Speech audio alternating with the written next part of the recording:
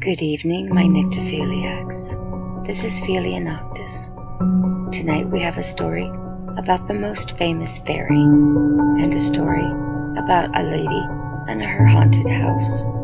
So sit back, close your eyes, and enjoy the comforts of the dark.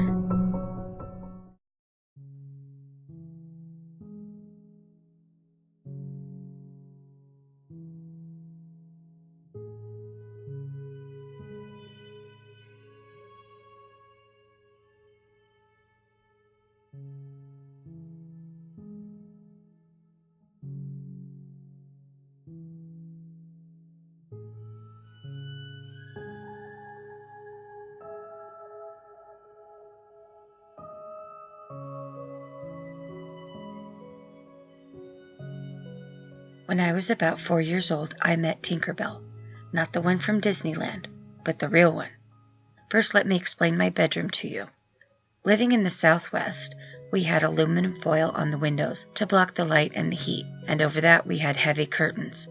The type that many older people had, as this was my grandparents' home. In the room were bunk beds to the left of the door. I slept on the lower one, and my older brother on the upper one. There was a dresser on the next wall under the window, and a Bozo the Clown toy box and my dollhouse on the next wall, also under a window. On the last wall was another dresser and a closet with large sliding doors. The door to the room was on the right of the bunk beds.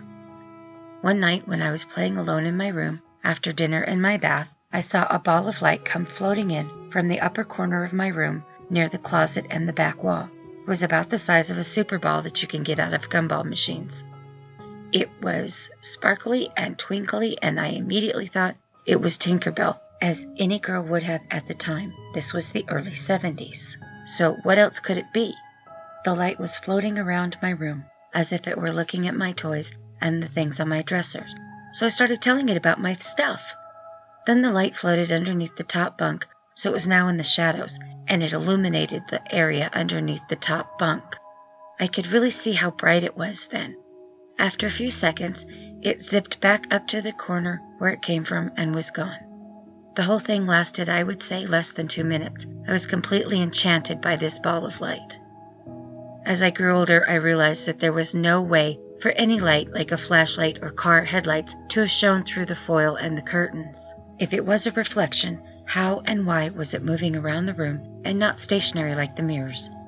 I can only assume at this point in my life that it was an intelligent orb, and it was the start of a life full of paranormal events.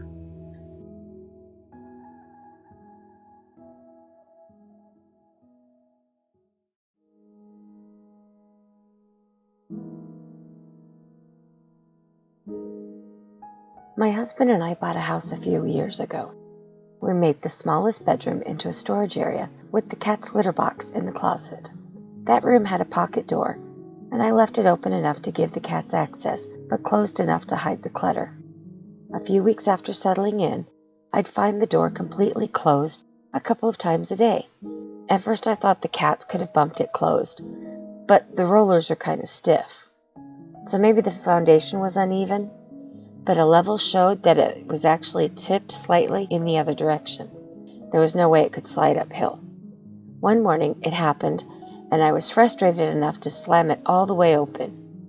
Then, while in the bathroom a moment later, I heard the door slowly slide and click shut. Both cats were at my feet. Holy water got sprinkled around the whole house that morning. Later that day, I asked a neighbor about the room. She said some old ladies had lived in the house at one point, and one of them, who was kind of a shut-in, had died in that room. That afternoon, I sat on the floor and had a conversation with whomever or whatever would listen. I said that we lived here now, and we'd appreciate it if the door could be left alone. Nothing else happened in that room until 4 years later after we had a baby. When it was time to move our baby into her own crib in her own room, the litter box had been moved by then, I was a bit nervous. But we had a monitor and I knew she'd be safe. It wasn't an expensive one, but it would kick in if she whimpered loudly. That first night she woke up crying to be fed and changed at her usual time.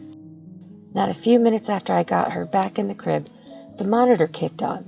There was no sound of movement or whining, just white noise. Then there was a creak of the floor, and the baby started crying.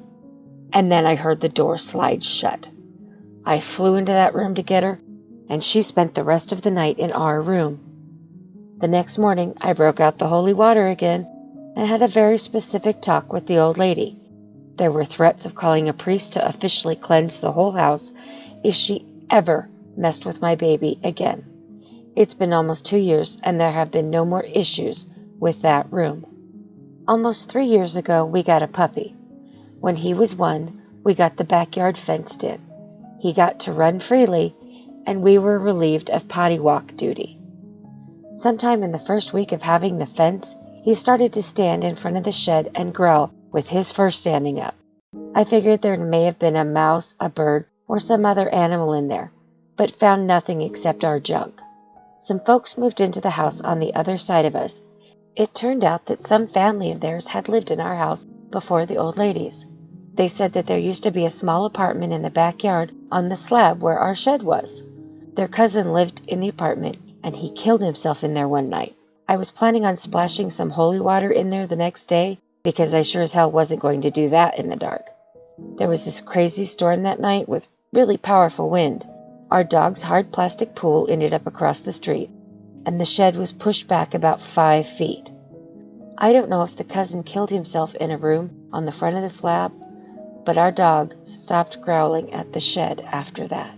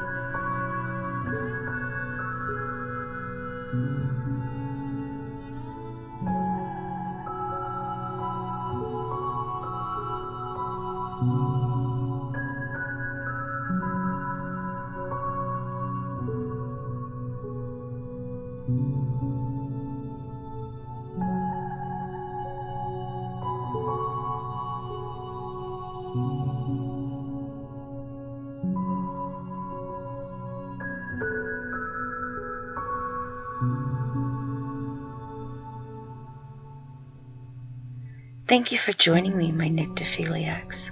I'll see you soon, and remember to embrace the darkness.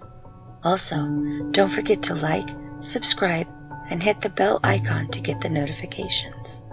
And if you're feeling especially kind, share this video on social media. Thank you.